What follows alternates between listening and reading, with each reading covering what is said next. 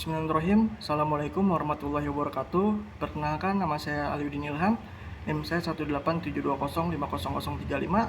Saya dari Program Studi Pendidikan Ekonomi, Fakultas Ilmu Pendidikan, Universitas Pancasakti Bekasi. Oke, adanya saya di sini, saya ingin memenuhi tugas ujian akhir semester saya dengan mata kuliah evaluasi pendidikan atau evaluasi pembelajaran dengan dosen pengampu yang terhormat Bapak Dr. Supriyadi STP MPD. Oke, di sini saya akan menjelaskan sedikit rangkuman dari pengertian evaluasi pendidikan. Secara umum, evaluasi pendidikan adalah proses sistematik untuk mendapatkan berbagai data mengenai komponen pendidikan untuk kemudian dilakukan penilaian, pengendalian, dan penetapan mutu pendidikan sebagai bentuk pertanggungjawaban. Namun, untuk memastikan kesahihannya, berikut adalah beberapa uraian mengenai pengertian evaluasi secara menurut para ahli dan secara yuridis atau undang-undang. Dalam bukunya Soekardi tahun 2015 di halaman 1 berpendapat bahwa evaluasi merupakan proses mendapatkan informasi dan memahami serta mengomunikasikan hasil informasi tersebut kepada pemangku keputusan. Dengan begitu, pemangku keputusan dapat mengeluarkan keputusan sebagai bentuk pertanggungjawaban dari penyelenggaraan pendidikan. Selanjutnya yaitu tujuan evaluasi pendidikan.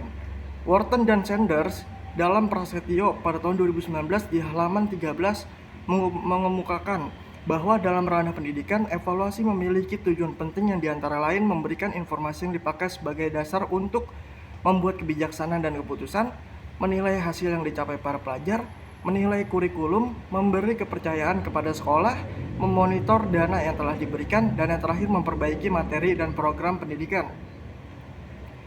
Ruang lingkup evaluasi pendidikan. Mengingat begitu luasnya cakupan bidang pendidikan, dapat diidentifikasi ke dalam 3 cakupan penting, yaitu evaluasi pembelajaran, evaluasi program, dan evaluasi sistem. Hal ini sesuai dengan pasal 27 ayat 2 Undang-Undang Republik Indonesia Nomor 20 Tahun 2003. Evaluasi dilakukan terhadap peserta didik, lembaga, dan program pendidikan pada jalur formal dan non-formal. Untuk semua jenjang satuan dan jenis pendidikan, dengan demikian, ruang lingkup evaluasi pendidikan mencakup yang pertama evaluasi pembelajaran, yang dimana merupakan inti bahasan evaluasi yang kegiatannya berada dalam lingkup kelas atau dalam lingkup proses belajar mengajar. Yang kedua, evaluasi program pendidikan, yaitu cakupan evaluasi pendidikan yang lebih luas, yaitu dimulai dari evaluasi kurikulum sampai pada evaluasi program dalam suatu bidang studi, termasuk di dalamnya program, implementasi program, dan efektivitas program.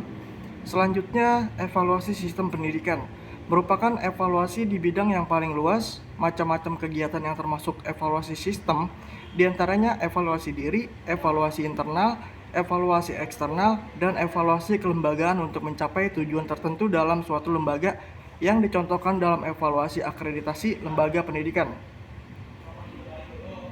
Pengertian dan tujuan portofolio. Portofolio adalah kumpulan hasil karya siswa yang disusun secara sistematis yang menunjukkan upaya, proses, hasil, dan kemajuan belajar yang dilakukan siswa dari waktu ke waktu. Siswa memanfaatkan kumpulan karya untuk melakukan refleksi. Siswa mampu mengenal kelemahan dan kelebihan karya yang telah dihasilkannya. Refleksi tersebut akan digunakan sebagai bahan pembelajaran berikutnya. Yang terpenting adalah bukan angka penilaian tetapi mengapa siswa tersebut memperoleh nilai demikian. Hal ini sangat penting dilakukan guru agar siswa memiliki acuan yang jelas bahwa karya mereka masih memiliki kelemahan dan mereka mengetahui di mana kelemahan yang sehingga mampu memperbaiki kelemahan tersebut. Menurut John Muller, tujuan portofolio yang pertama yaitu perkembangan hasil belajar siswa, yang kedua menunjukkan kemampuan siswa secara langsung, dan yang ketiga menilai secara keseluruhan pencapaian belajar atau pencapaian belajar siswa, yang dimana ada poin-poin berikut tersebut bisa dilihat ya teman-teman. Dan yang terakhir, kesimpulan dan saran. Kesimpulannya, dari pembahasan makalah ini dapat disimpulkan sebagai berikut. Portofolio merupakan metode penilaian yang baru diterapkan di Indonesia. Ada 2 fungsi dari portofolio, yaitu sebagai hasil karya dan sebagai asesmen. Portofolio mempunyai kelebihan dan juga kekurangan. Pembuatan portofolio hendaknya disesuaikan dengan tujuan pembelajaran. Tahapan-tahapan portofolio adalah perencanaan, pelaksanaan, pengumpulan bukti, dan penilaian portofolio. Cara atau metode penilaian portofolio ada beberapa tergantung model dan bentuk portofolio yang akan digunakan. Dan sarannya, portofolio merupakan cara penilaian kemampuan siswa yang baru diterapkan di Indonesia dan masih banyak guru yang belum memahaminya.